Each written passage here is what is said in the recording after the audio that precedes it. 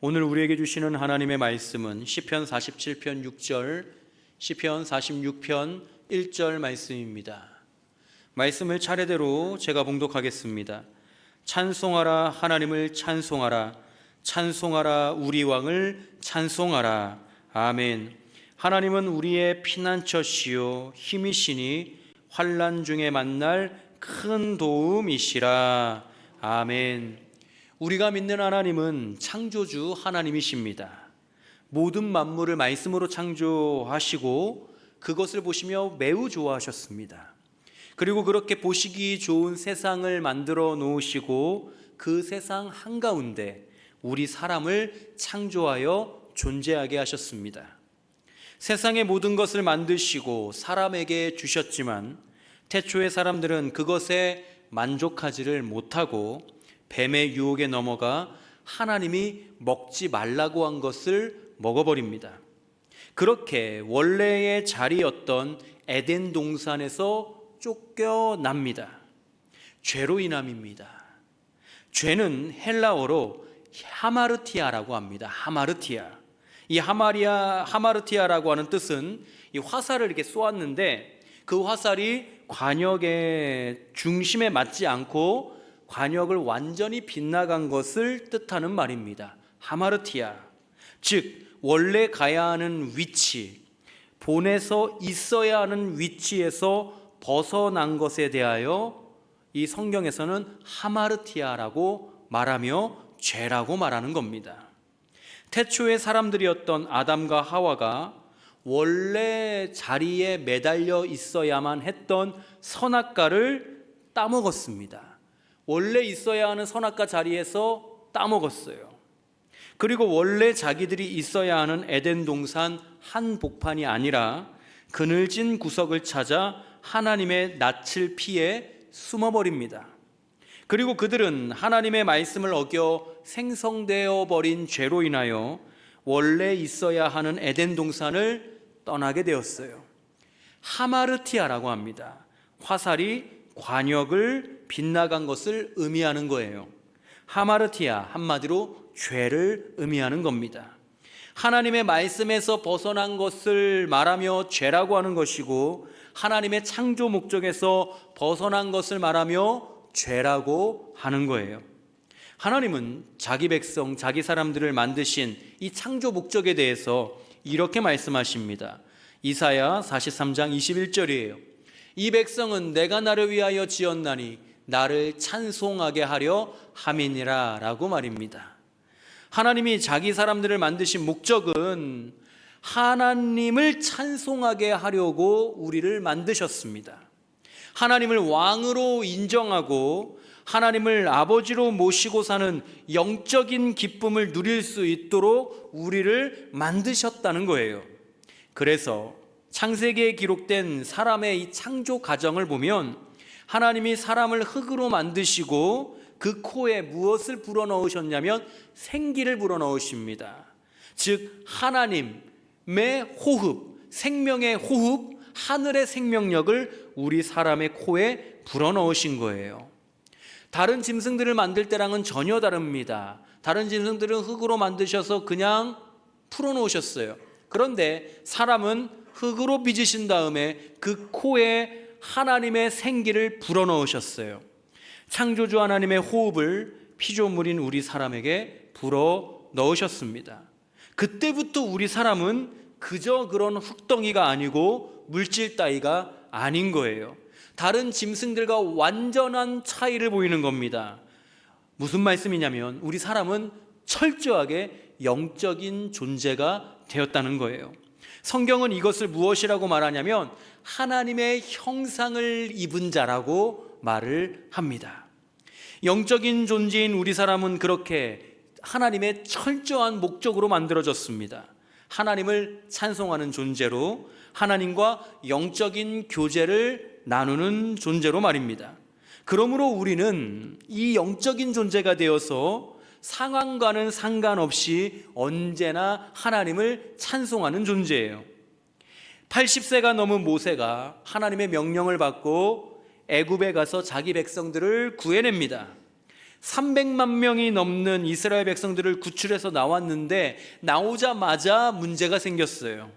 엄청 넓은 바다, 홍해가 이 300만 명 이스라엘 백성들 앞을 가로막은 겁니다. 그 소식을 듣자마자 애굽의 군대가 쫓아옵니다. 애굽의 모든 병거를 이끌고 군사를 소집하여 바로를 앞세워 쫓아와요. 이스라엘 백성들에게는 진퇴양난입니다. 앞이 캄캄해졌어요. 죽을 목숨입니다. 그런데 하나님이 동풍을 밤새 불게 하시더니 홍해 바다가 반으로 갈라져 바닷길이 생겼습니다. 땅이 보였어요. 그리고 자기 백성들이 살 수 있는 길을 여시어 그들을 하나님의 방법으로 건져내십니다. 구원하셨어요. 너무 감사한 순간이죠. 이러한 기적을 어떻게 맛봅니까? 사람의 실력으로는 도저히 할 수 없는 위대한 하나님의 능력이에요. 굉장히 놀라운 은혜를 이스라엘 백성들이 경험합니다. 그래서 기쁨과 감사와 믿음의 고백을 담아 애굽의 군대들이 수장되어 버린 그 홍해를 바라보며 그 홍해를 뒤로하며 가나안 땅을 향해 다시 걸음을 내디디며 이스라엘 백성들이 온 마음을 다해 감사의 마음을 담아 찬양합니다. 그 찬양의 내용 출애굽기 15장 1절 2절 이렇게 기록되어 있습니다. 이때에 모세와 이스라엘 자손이 이 노래로 여호와께 노래하니 일러스되 내가 여호와를 찬송하리니 그는 높고 영화로우시며 말과 그 탄자를 바다에 던지셨음이로다. 여호와는 나의 힘이요 노래시며 나의 구원이시로다. 그는 나의 하나님이시니 내가 그를 찬송할 것이요 내 아버지의 하나님이시니 내가 그를 높이리로다 라고 말입니다. 이렇게 기쁘고 감사할 때, 위대한 은혜를 받았을 때 하나님을 기억하며 하나님을 찬송하는 존재가 우리 하나님의 백성들이에요. 그렇게 지음을 받았습니다. 영적인 존재로 말입니다. 아, 이것이 하나님이 하신 일이구나. 아, 이것이 하나님의 은혜구나. 깨달을 수 있도록 영적인 존재로 하나님의 형상으로 우리가 지음 받은 겁니다. 자, 그런데 그 반대의 순간, 살면서 지독하게 괴로울 때, 그리고 절망적이고 굉장한 고통이 닥쳐왔을 때도 하나님을 찬양해야 하는 존재가 우리 사람이라고 하는 거예요. 욥이 그런 사람이었습니다. 하나님을 정말 잘 믿으며 당대의 유명한 의인으로 살았습니다. 그런데 이 욥에게 이해하지 못할 엄청난 고난들이 닥쳤어요. 종이 다 죽고 자녀들이 다 죽습니다. 재산은 다 잃어버리고 부인은 자기를 욕합니다. 하나님을 저주하고 죽어버리라고 말을 합니다. 지독한 피부병도 얻게 되어 온몸을 긁으며 진물이 터져 나올 때까지 비참한 그 상태로 살아가게 되었습니다. 그런 욥이 이렇게 고백하며 찬양해요. 욥기 1장 21절입니다. 이르되 내가 모태에서 알몸으로 나왔사온즉 또한 알몸이 그리로 돌아가올지라. 주시니도 여호와시오 거두시니도 여호와시오니 여호와의 이름이 찬송을 받으실지니이다 하고, 자신을 만드신 창조주 하나님을 인정하고 하나님의 호흡을 받은 하나님의 형상이 자기라는 것을 정확하게 알고 고백하는 찬송입니다. 비참한 절망적인 괴로운 그 순간에도 욥은 창조주 하나님을 인정하며 하나님을 찬송하는 영적인 존재였습니다. 이 영적인 존재인 우리가 있어야 할 곳이 어딜까요? 그것은 하나님을 찬송하는 자리입니다. 하나님의 은혜를 찬송하고 하나님의 하신 일들을 찬송하고 하나님의 역사를 찬송하고 하나님이 주신 말씀으로 인하여 찬송하는 그 자리가 우리가 있어야 하는 자리라고 하는 거예요. 하나님께서 목적을 가지고 창조하신 우리가 있어야 하는 자리, 하나님을 예배하는 자리, 하나님을 기억하고 하나님께 감사하는 자리입니다. 이 자리를 벗어나면 그때부터는 무엇이 되느냐? 하마르티아, 죄가 되는 거예요. 정확한 목적지를 우리에게 주셨습니다. 그리고 어느 길로 걸어가야 되는지도 알려주셨습니다. 말씀을 통해 우리를 깨닫게 하셨고 인도하셨습니다. 그런데 이 길에서 벗어나면, 목적지에서 벗어나면 하마르티아, 죄가 되는 거예요. 우리는 어느 상황에서든지 있어야 하는 자리, 영적인 자리에 있어야 하는 영적인 존재입니다. 살다 보면 기쁨의 찬송을 올려드릴 때도 있지만 한탄스러운 마음으로 찬송할 때도 있어요. 활짝 웃으며 박수치며 밝고 기쁘게 찬송할 때도 있지만 눈물을 줄줄 쏟으며 목소리도 못 낼 만큼 괴롭고 힘들어서 꺽꺽대며 찬송할 때도 있습니다. 하나님이 어떤 찬송을 기뻐 받으실까요? 둘 다 기뻐 받으십니다. 기꺼이 받으세요. 기쁨과 감사와 환희로 드리는 찬송도, 눈물과 고통에 짓눌린 채 꺽꺽대며 드리는 찬송도 우리 하나님이요 기꺼이 고이 받으신다는 거예요. 우리가 믿는 창조주 하나님은 우리의 왕이십니다. 모든 것을 창조하시고 그것들을 주관하시며 다스리시는 분이 왕이신 우리 하나님이에요. 그런데 다스리시며 기쁨과 한이 속에 있는 자기 백성들을 굽어 살피시고 그들의 찬송과 그들의 은혜를 주관하십니다. 그런데 그것뿐만 아니라 우리 왕 되신 하나님은 괴로움 중에서 괴로워하고 고통스러워하는 자기 백성들도 굽어 살피시며 돌보시는 분이에요. 그래서 하나님은 일찍이 죄를 지었던 아담과 하와에게 가죽옷을 지어 입히셔서 그들을 보호하셨습니다. 우리 국민이 다른 나라에서 무장단체에 납치를 당하는 경우가 있습니다. 혹은 해상에서 선박으로 무역을 하다가 해적들에게 배가 납포될 때가 있어요. 목적은 하나입니다. 이 해적들의 목적은요, 목숨을 인질로 삼아 국가를 대상으로 돈을 요구하죠. 그때 한 나라의 대통령은 자기 국민 한 사람을 구하기 위해 협상가들을 구성하여 현지로 보내고 또 군대를 직결시켜 해상으로 띄웁니다. 그리고 한 사람의 생명과 안위에 관심을 쏟고 어떻게든 구해내려고 하죠. 막대한 돈을 지불하면서까지도 국민을 구하려고 애를 씁니다. 왜 그럴까요? 이유는 단순합니다. 우리나라 국민이기 때문에 그래요. 우리는 어떤 존재입니까? 하나님 나라의 백성입니다. 하나님이 왕으로 통치하시고 치리하시는 그 하나님 나라에 소속된 하나님의 백성이에요. 그렇기 때문에 우리의 왕이신 하나님은 자기 백성인 우리를 구하시기 위해 애를 쓰십니다. 어떻게든 자기 백성의 생명을 건지시려고 모든 것을 다 희생하시는 분이에요. 자기 독생자까지 십자가에 못 박아 죽이심으로 자기 백성을 구하시며 자기 백성을 사랑하시는 분이십니다. 그런 우리의 왕이신 하나님, 우리를 사랑하시는 하나님은 연약한 우리를 위해 어떤 일을 하셨느냐? 피난할 곳을 늘 마련해 주셨습니다. 자기 백성들이 너무 힘들지 않도록, 너무 괴롭지 않도록 돌보시면서 이들이 피할 수 있는 피난처를 때때마다 주셨다는 거예요. 스스로 피난처가 되어주시며 자기 백성을 위로하시며 돌보시고 지키시기 위해서 말입니다.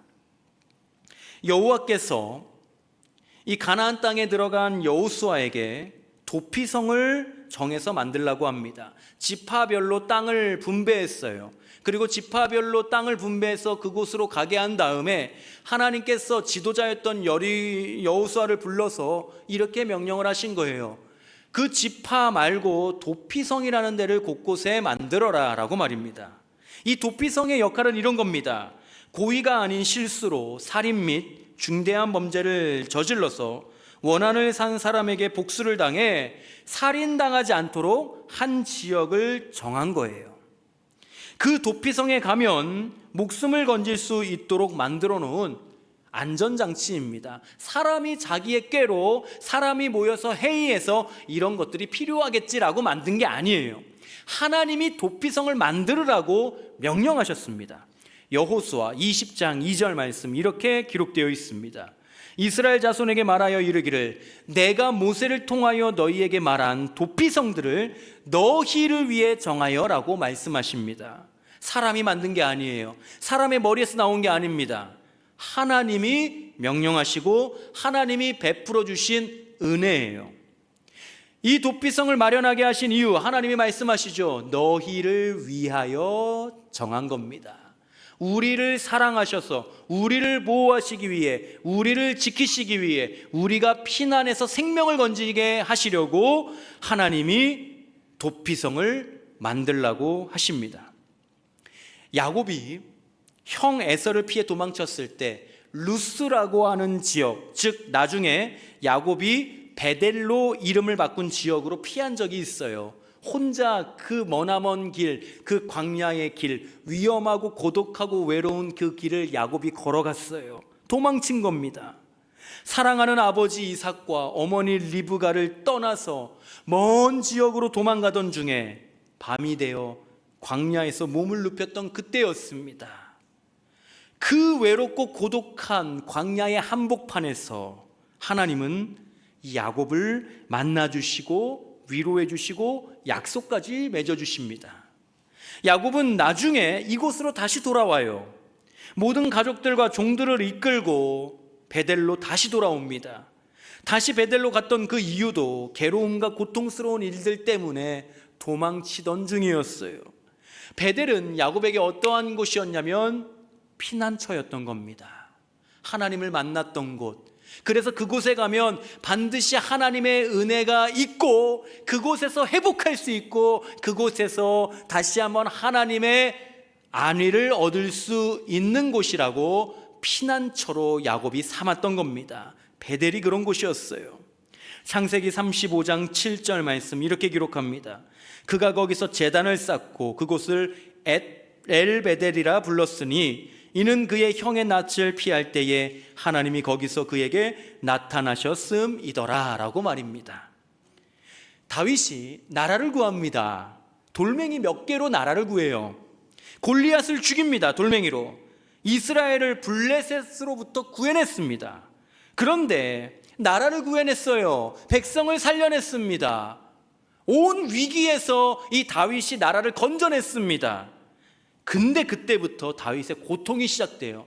다윗이 승승장구한 게 아닙니다. 그때부터 나라를 구해냈기 때문에 어려운 일을 해냈기 때문에 가장 힘든 순간에 그 일들을 해냈기 때문에 승승장구하고 사람들의 인정을 받고 높은 자리에 올라갔던 게 아니에요. 그때부터 다윗이 고통스러운 일들을 맞이하게 됩니다.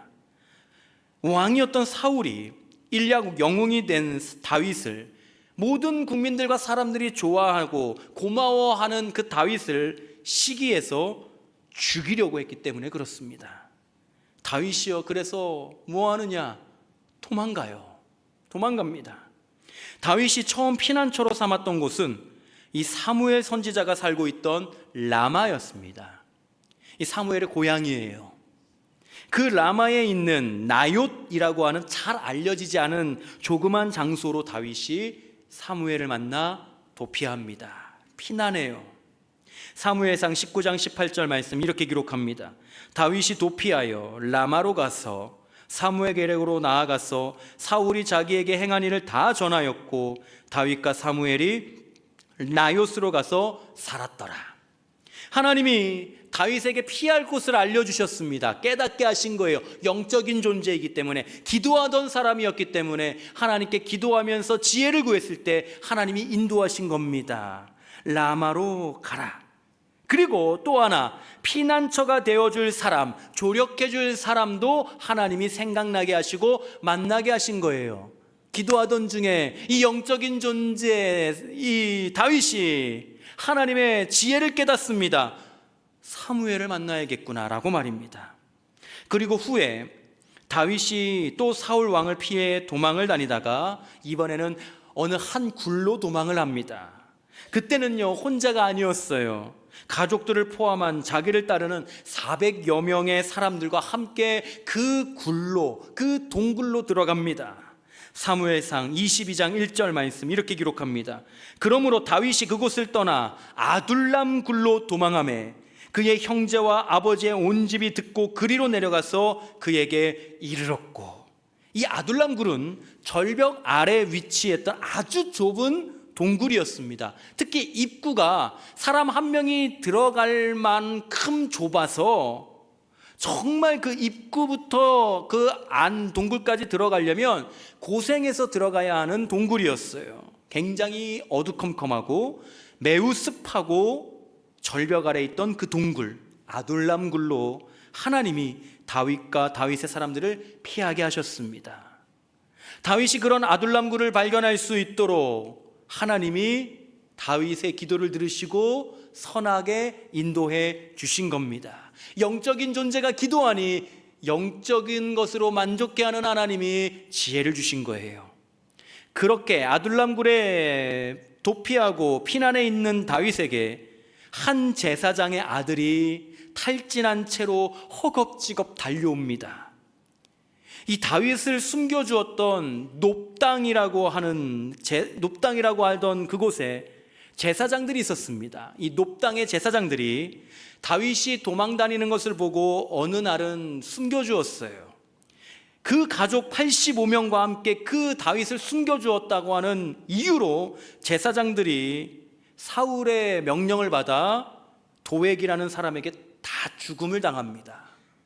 개죽음을 당한 거예요. 그때 다 죽고 간신히 한 제사장의 아들 아비아달이라고 하는 사람만 도망쳐서 다윗에게 옵니다. 다윗은 기꺼이 아비아달의 피난처가 되어줘요. 왜 그러냐면 다윗은 일찍이 하나님에게 기도했을 때 하나님이 자신의 피난처가 되어 주었습니다. 생명을 구했어요. 그리고 나서 하나님 제가 어디로 도망가야겠습니까? 라고 했을 때 라마라고 하는 곳으로 도망가라고 생각나게 하셨고 알려주셔서 라마로 도망갑니다. 그랬더니 하나님이 거기서 사무엘 선지자를 찾아가게 하셔서 사무엘 선지자의 조력을 받아 피난합니다. 온통 하나님이 자신을 피하게 해주셨다고 하는 이 간증을 할 수밖에 없는 다윗이에요. 그리고 아둘람 굴을 기도 중에 발견하게 하셨고 그곳에 들어가서 안전하게 피난할 수 있게끔 하나님께서 직접 다윗의 피난처가 되어주신 거예요. 자신이 똑똑해서 잘 도망다닌 것이 아니고 하나님이 피하게 해주시고 또 도망칠 수 있도록 안전하게 지켜주셔서 이렇게 내가 생명을 부지할 수 있다는 것을 다윗은 깨닫고 있었기 때문에 하나님이 자신의 피난처가 되어주시고 아둘람굴이라는 피난처를 주신 것처럼 아비아달이라고 하는 사람에게도 다윗이 스스로 피난처가 되어줍니다. 이 은둔처에 한 명이 더 늘어난다고 하는 것은 굉장한 위험을 상기시킵니다. 증가시키는 거예요. 손해가 커지는 일입니다. 한 명이 늘면서 식량이 더 많아져야 되고 또 발각될 위험도 높아지기 때문에 그래요. 그러나 다윗은 아비아달에게 이렇게 말하며 그의 피난처가 되어줍니다. 사무엘상 22장 23절입니다. 두려워하지 말고 내게 있으라. 이 말을 누가 다윗에게 먼저 하셨을까요? 하나님이에요.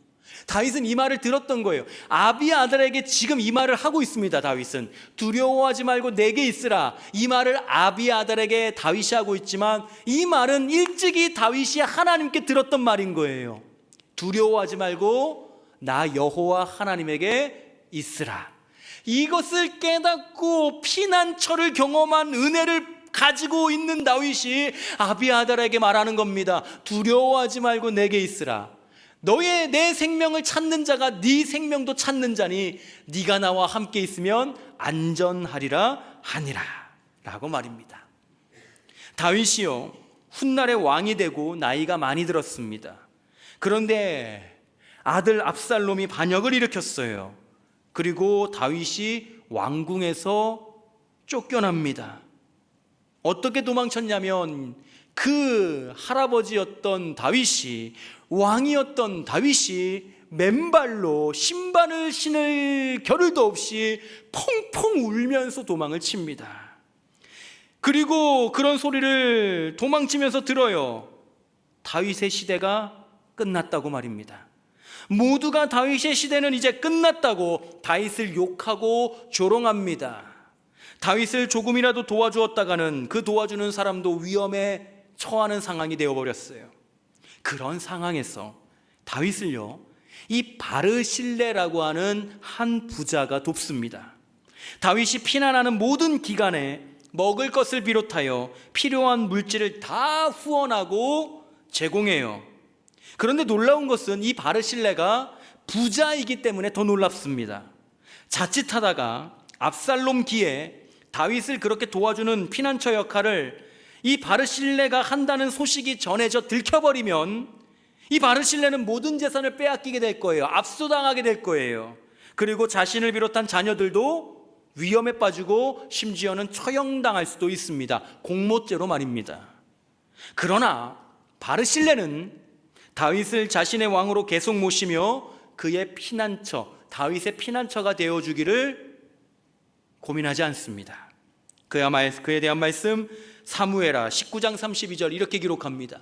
바르실레는 매우 늙어 나이가 80세라. 그는 큰 부자이므로 왕이 마하나임에 머물 때에 그가 왕을 공개하였더라 라고 말입니다. 예수님도 어렸을 적에 죽임을 당할 뻔하셨습니다. 헤롯이 베들레헴과 모든 지경에 있는 어린아이들을 다 죽이라고 공포했어요. 명령했습니다. 유대인의 씨를 말려버리려고 했거든요. 그런데 그때 하나님은 육신으로 이 땅에 태어나게 하신 예수님을 지키십니다. 그 말씀 마태복음 2장 13절 이렇게 기록되어 있습니다. 그들이 떠난 후에 주의 사자가 요셉에게 현몽하여 이르되 헤롯이 아기를 찾아 죽이려 하니 일어나 아기와 그의 어머니를 데리고 애굽으로 피하여 내가 내게 이르기까지 거기 있으라 하시니 라고 말입니다. 이 예수님이 죽음의 위협을 피해 애굽으로 갈 수 있도록 하나님이 일하셨습니다. 예수님만 지키신 게 아니에요. 이 일은 모든 인류의 구속사역을 이루시기 위해 예수님을 하나님께서 이 땅에 보내신 일이기 때문에 하나님은 우리 모든 사람들의 구원을 위해서도 이 당시에 예수님을 피하게 하시며 지켜주신 겁니다. 하나님이 예수님을 피하게 하심으로 오늘 나를 지켜주신 거예요. 이 중국의 고전 중에 남제서의 왕경칙전이라고 하는 책이 있습니다. 이 남제서의 왕경칙전의 한 부분에 36계라는 병법에 관한 이야기가 있어요. 이 책은요, 전쟁에서 쓸 수 있는 36가지 책략을 소개하는 내용입니다. 전쟁을 임할 때 어떻게 하면 전쟁을 이길 수 있는지에 대해서 36가지의 방법을 낱낱이 기록해 놓은 책이에요. 중국의 고전입니다.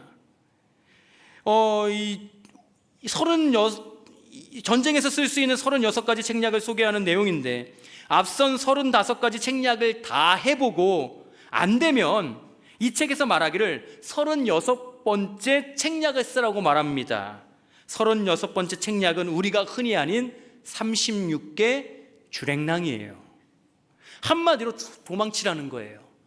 전쟁을 네가 감당하기 어려우면 너 생명을 잃을 것 같은 위험한 그 엄청난 전쟁이면 도망치라는 겁니다. 맞서 싸우지 말아라. 그리고 헛된 용기 부리지 말아라. 도망치라는 겁니다. 도저히 어떻게 할 수 있는 방법이 없을 때, 내 힘으로 되지 않을 때 피하라고 하는 책략입니다. 이 예수님이요, 우리에게 이 36개 주랭랑에 대해서 말씀하셨습니다. 마태복음 11장 28절이에요. 수고하고 무거운 짐진 자들아 다 내게로 오라. 내가 너희를 쉬게 하리라. 수고하고 무거운 짐진 자들아 다 내게로 피하라. 내가 너희를 숨겨주리라. 이 말씀이에요. 내 힘으로 인생의 문제를 해결하려고 한번 해봤는데 잘 안 되고 수고만 쌓일 때 예수님이 우리에게 말씀하십니다. 또 염려와 걱정과 죄의 짐이 너무 무거워 스스로 버틸 힘이 없는 애처로운 인생을 향해 우리 예수님이 말씀하십니다. 어서 나에게로 피해라고 말입니다. 어서 나에게로 도망쳐. 너 혼자 그렇게 끙끙대지 말고 지금 나에게로 피해라고 말이에요. 도피성인 나에게 와서 쉬어라. 베델인 나에게 와서 쉬어라. 라마나요신 나에게로 피하라. 아둘람굴인 나에게로 피해라. 다윗과 바르실레와 같은 나 예수에게로 와서 피하고 숨어라 라고 말입니다. 우리 영혼과 인생의 진정한 피난처가 되어주시는 예수님을 우리 창조주 하나님이 보내주시어 우리를 안전하게 지켜주십니다. 나의 영혼을 호시탐탐 노리는 우는 사자와 같은 사탄의 악한 건세로부터 우리를 지키시고 구원을 보존해 주십니다. 하나님이 이렇게 오늘도 변함없이 우리의 피난처가 되어주시기에 우리의 영혼은 오늘도 여전히 안전합니다. 이러한 영적인 안전함을 믿고 누리며 사는 삶을 무슨 삶이냐고 하면 은혜로 사는 삶이라고 하는 거예요. 다윗의 평생은 도망치고 피난하는 삶이 가득했습니다. 어렸을 때는 형들의 등살에 밀려서 양을 치는 자리로 피해버렸고, 골리앗을 죽이고 국가적인 영웅이 되고 나서는 사울 왕을 피해 이곳저곳으로 피했습니다. 아들 압살롬에게 반역을 당해 또 도망치고 또 피했었어요. 그렇게 늘 도망치는 다윗을 하나님은 안전하게 피하게 하셨고 늘 돌보시고 지키셨습니다. 피난처 되시는 하나님을 평생 경험한 다윗이 나이가 들고 죽을 때가 가까이 왔을 때 그 자신의 일생을 돌아보며 노래를 지어 부릅니다. 그 노래 가운데 이런 고백의 내용이 있어요. 사무엘하 22장 3절입니다. 내가 피할 나의 반석의 하나님이시요 나의 방패시요 나의 구원의 뿌리시요 나의 높은 망대시요 그에게 피할 나의 피난처시요 나의 구원자시라.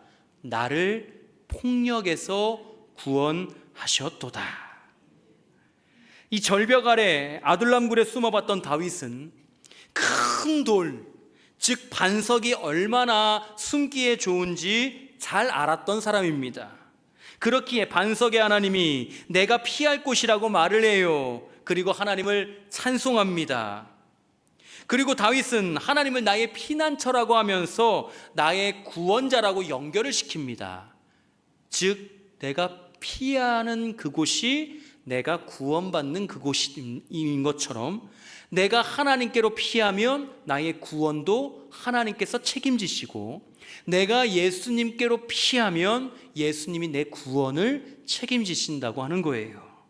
하나님께 피하는 자, 하나님을 피난처로 삼는 자가 구원을 얻는 것에 대하여 말하는 겁니다.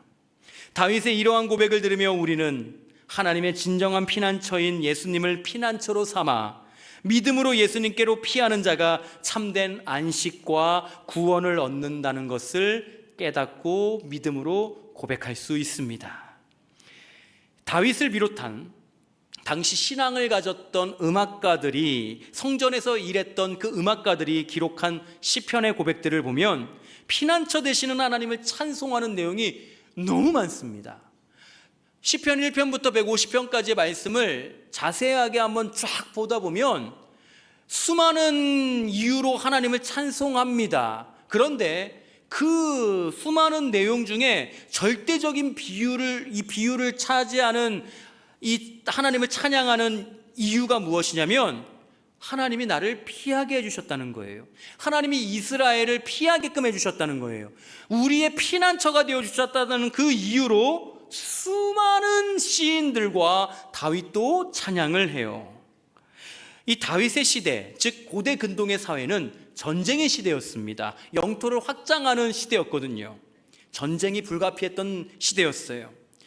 이스라엘은 늘 외적인 나라였던 블레셋과 전투를 했었고 또 근방에 있는 여러 가지 이방 나라들과 끊임없이 전쟁을 했습니다. 다른 민족들과 전쟁을 하는 것도 힘든데 이 나라 안에서 같은 민족끼리도 같은 형제끼리도 전쟁이 끊이지를 않았습니다. 지파끼리 싸우는 것을 넘어서 나중에는 북이스라엘과 남유다로 나뉘어서 우리가 남북으로 분단된 것처럼 그렇게 분단되어 서로를 죽일 듯이 욕하고 싸우기도 했어요. 외적인 전쟁이 있을 뿐만 아니라 이스라엘 안에서 내적인 전쟁도 있었다는 겁니다. 그렇기에 이 이스라엘은 늘 긴장하고 피곤한 상태였습니다. 제대로 쉬는 것이 힘든 시대였다는 거예요. 그렇기에 다윗을 비롯한 신앙을 가진 음악가들이 피난처 되시는 하나님, 우리를 안전하게 지켜주시고 쉼을 주시는 하나님을 믿음으로 찬양할 수밖에 없었던 겁니다. 오늘 우리도 전쟁과 같은 삶을 살아가고 있습니다. 먼저는 우리의 영혼을 집어삼키려고 하는 사단의 악한 건세와 영적인 전쟁을 매일 날마다 하고 있어요. 또한 우리의 인생을 무너뜨리려 정욕과 탐심과 은행을 부리게 만들려 애를 쓰는, 그래서 믿음을 잃어버려서 구원받지 못하게 하려고 하는 세상의 유혹과 전쟁을 합니다. 세상은 우리를 계속 회유해요. 그리고 타협안을 제시합니다. 이 정도로만 해도 충분한 종교 생활이 가능하다, 그 정도만 믿어도 충분하다라고 회유하고 타협안을 제시합니다. 그것 붙잡으면 우리의 믿음이 날아가 버리고 우리의 구원도 소멸돼 버리는 겁니다. 그래서 세상은 계속 유혹하고 계속 회유합니다. 또한 나의 인격과 감정 그리고 인생을 무너뜨리려고 하는 입이 더럽고 마음이 썩어버리고 입만 열면 거짓말하는 악한 사람들로부터 우리는 전쟁을 해요. 또한 내 안에 있는 여러 탐욕과 교만 그리고 불신앙과 끊임없이 싸우는 나 자신과도 전쟁을 하며 살아갑니다. 매일 전쟁을 하는 우리는 다윗이 그러했듯이 우리도 항상 긴장이 되고 피곤합니다. 제대로 쉴 수 있는 것이 없어요. 그래서 우리는 시편에서 고백하는 피난처 하나님을 찾을 수밖에 없습니다. 내 힘으로 할 수 있는 것들이 없기에 은혜를 구할 수밖에 없습니다. 나를 숨겨주시고 피하게 하시는 하나님을 찾을 수밖에 없는 거예요. 우리 함께 시편에 기록된 신앙의 고백과 간절한 기도를 함께 읽으며 피난처 되시는 하나님의 인도하심을 구하기를 소망합니다. 먼저는 시편 94편 22절 말씀을 기록한 시인의 고백, 우리도 한 목소리로 고백하며 우리의 간구를 하나님 앞에 올려드립니다. 시작.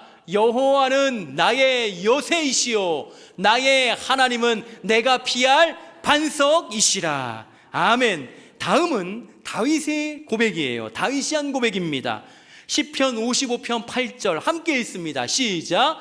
내가 나의 피난처로 속히 가서 폭풍과 강풍을 피하리라 하였도다. 아멘. 다음은 성전에서 찬양하는 일이 평생의 사명이자 일이었던 고라 자손이 한 고백입니다. 시편 46편 1절 한 목소리로 읽습니다. 시작. 하나님은 우리의 피난처시요 힘이시니 환난 중에 만날 큰 도움이시라. 아멘. 이 시편에서 시인들이 고백하는 내용들을 보면 특징이 있습니다. 모두가 신앙을 가지고 하나님 힘을 한번 주세요. 저에게 용기 한번 주세요. 제가 힘을 주시고 용기를 주시면 내가 한번 나가서 멋지게 싸워보겠습니다 라고 하지를 않아요. 시인들의 이 고백을 보면요, 한도 끝도 없이 애처롭습니다. 나약해 보입니다. 하나님은 내 피난처이십니다 라고 고백하는 거예요. 하나님이 내 힘이십니다 라고 고백하는 거예요. 하나님이 내 도움이십니다, 내 반석이십니다, 내 요새이십니다 라고 하면서 어떻게 하냐면 하나님께 숨어요. 이 시인들이 말입니다. 용기를 가지고 내가 한번 맞서 싸워보겠다. 세상의 유혹과 세상의 해위와 세상의 타협을 한번 맞서 싸워보겠다. 이렇게 하지 않는다는 거예요. 하나님, 저는 힘이 없어요. 지혜도 부족해요. 그래서 하나님 없으면 저는 말짱 꽝입니다. 하나님 은혜가 필요합니다. 하나님, 내 피난처 되시는 하나님, 나를 지켜주시는 요새가 되시는 하나님, 나의 망대가 되시는 하나님, 내 반석이 되시는 하나님, 제가 하나님 안으로 들어갑니다. 하나님, 저 좀 도와주세요. 숨어버리는 거예요. 한마디로 은혜를 구하는 겁니다. 설교 초반에 욥에 대해서 말씀을 드렸습니다. 욥은 극한 비참한 상황에서도 입술 꽉 깨물고 찬송했던 사람이에요. 그렇게 변함없이 찬송하는 욥의 고백이 시편 46편의 고라자손의 고백과 같습니다. 어느 상황에서도 우리 왕이신 하나님을 찬송하는 자의 고백을 우리 또 한 번 한 목소리로 읽으며 우리의 신앙을 하나님 앞에 고백하겠습니다. 시편 46편 2절과 3절입니다. 시작. 그러므로 땅이 변하든지 산이 흔들려 바닷 가운데 빠지든지 바닷물이 솟아나고 뛰놀든지 그것이 넘침으로 산이 흔들릴지라도 우리는 두려워하지 아니하리로다. 아멘. 어느 날 집에 걸어서 퇴근을 하던 길이었습니다. 갑자기 큰 비가 내리는 거예요. 굵은 빗줄기였습니다. 그리고 거센 바람이 불어가지고 굉장히 고생하며 총총거리며 집을 향해 갔습니다. 내리는 비와 거센 바람을 맞으며 뛰었습니다. 그리고 제가 사는 아파트 1층 공동 현관문 비밀번호를 급하게 눌렀어요.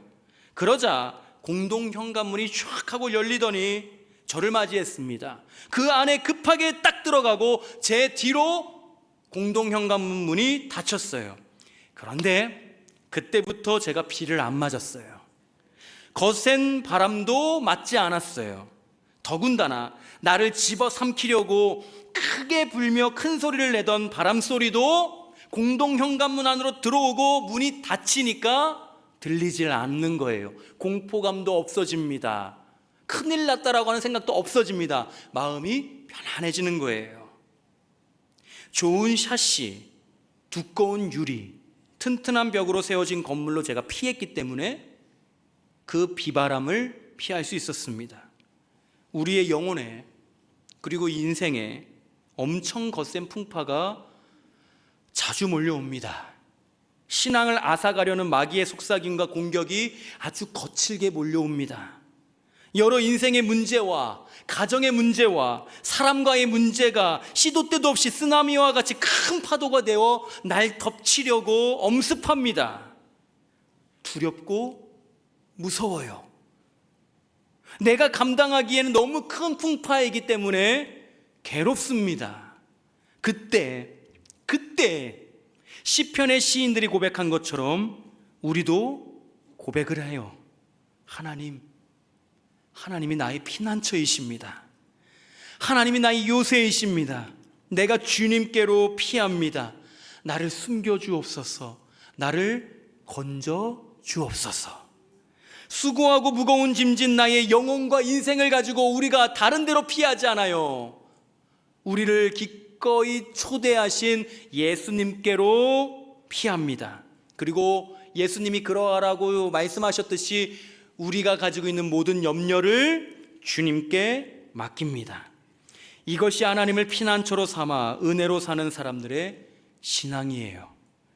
저에게는 그 비바람이 부는 그 거리를 지나면서 그 고간로를 뛰어가면서 공동 현관문만 열리고 그 안에 들어가면 안전할 거라고 하는 믿음이 있었습니다.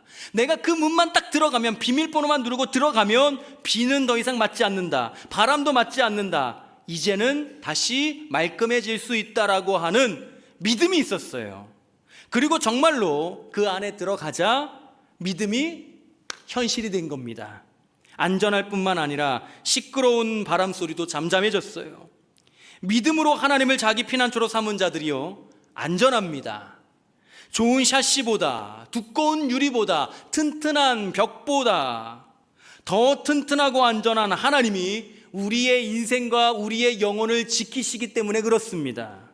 세상의 요란한 소리와 내 마음에서 들리는 걱정과 염려의 소리도 믿음을 가지고 우리의 피난처가 되시는 하나님께로 피하면 더 이상 들리지 않아요.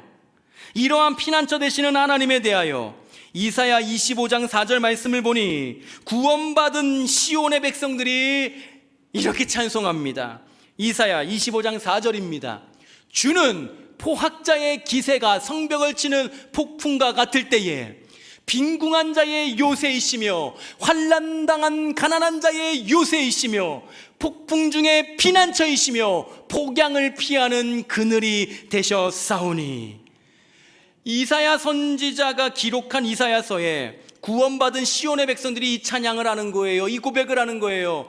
하나님은 포악자의 기세, 나쁜 사람들을 의미합니다. 악한 사람들을 의미합니다. 거짓말하면서 아주 선한 사람들을 짓눌러 죽여서 억울해서 분통 터지게 해서 죽이려고 하는 그런 사람들을 의미합니다. 포악자의 기세가 성벽을 치는 폭풍과 같을 때 몰려온다는 거예요. 나를 죽일 듯이 몰려온다는 거예요.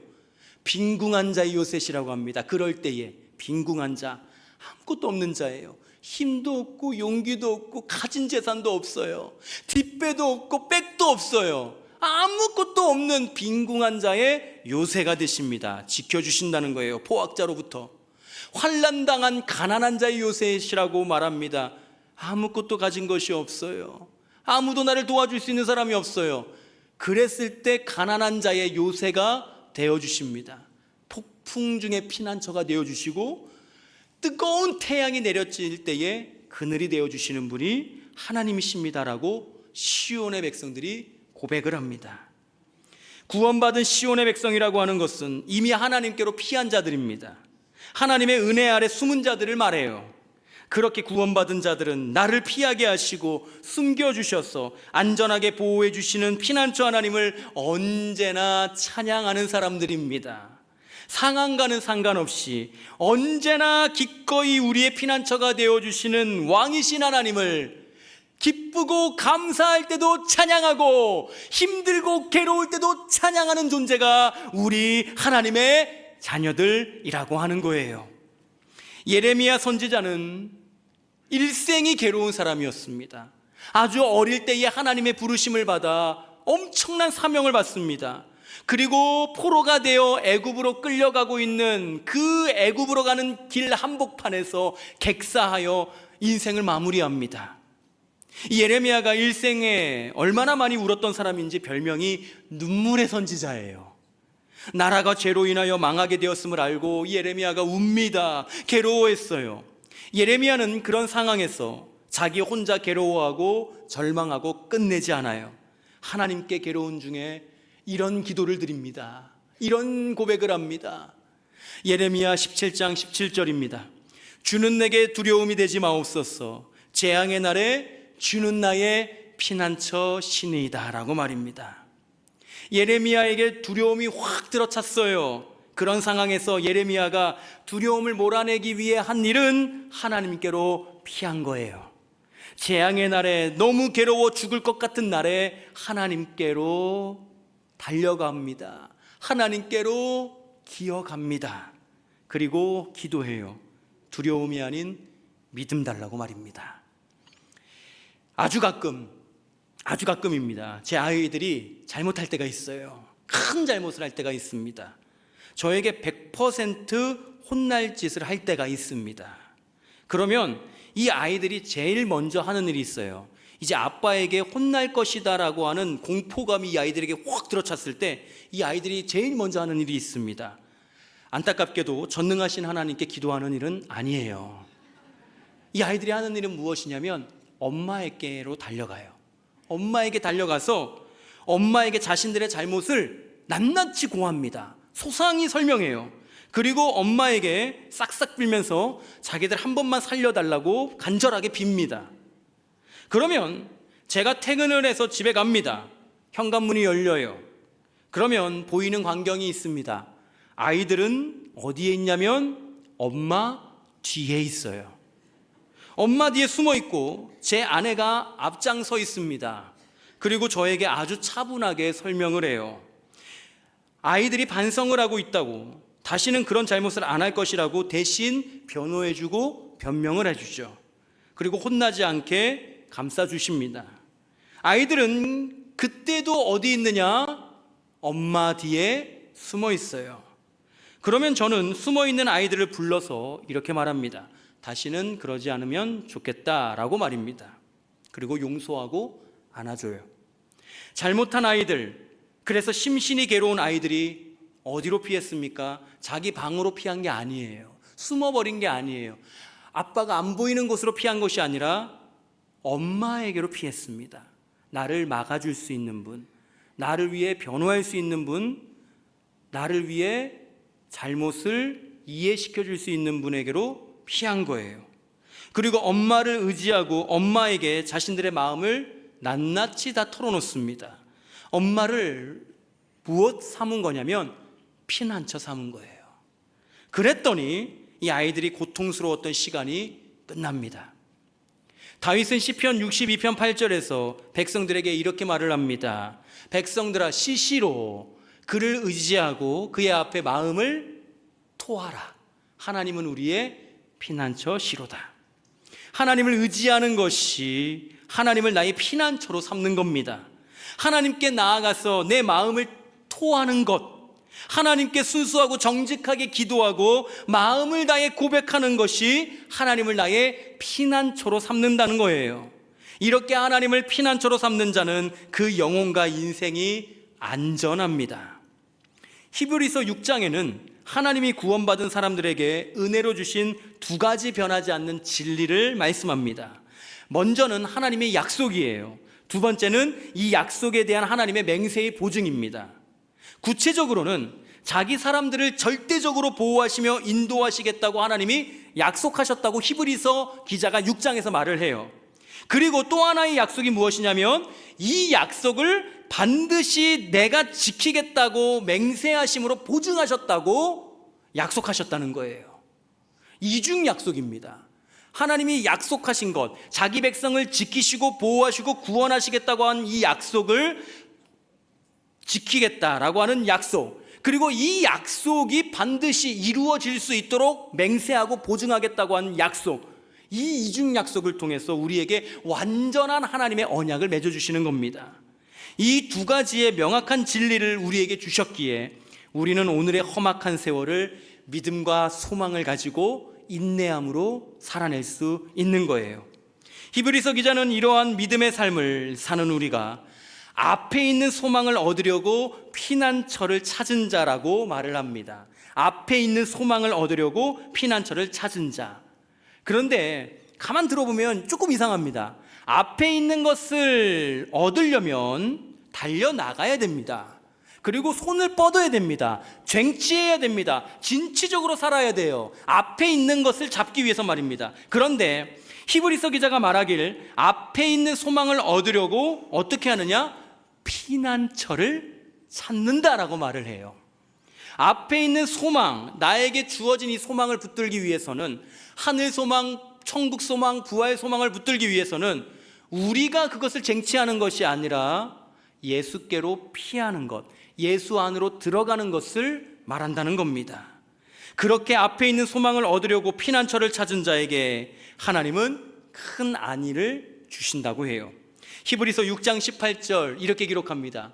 이는 하나님이 거짓말을 하실 수 없는 이 두 가지 변하지 못할 사실로 말미암아 앞에 있는 소망을 얻으려고 피난처를 찾은 우리에게 큰 안위를 받게 하려 하심이라 라고 말입니다. 하나님은 우리의 피난처가 되십니다. 자기 사람들을 사랑하시어 숨겨주시는 고마운 분이에요. 예수님은 자기에게로 누구든지 오라고 말씀하셨고 언제든지 오라고 말씀하셨고 지금 당장 오라고 말씀하셨습니다.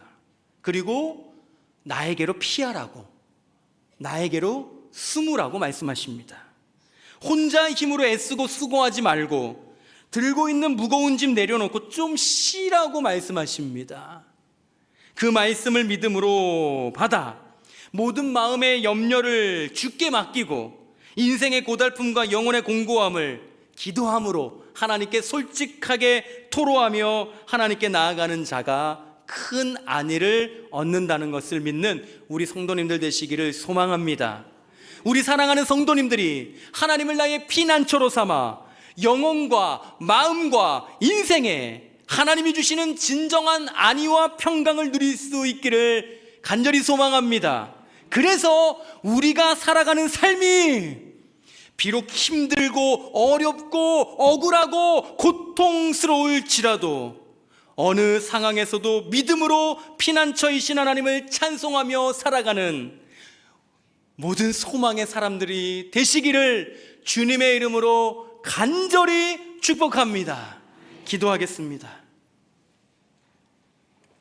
전능하신 하나님, 우리가 하나님을 나의 피난처로 삼아 영혼과 마음과 인생에 하나님이 주시는 진정한 안위와 평강을 누리며 살게 하옵소서.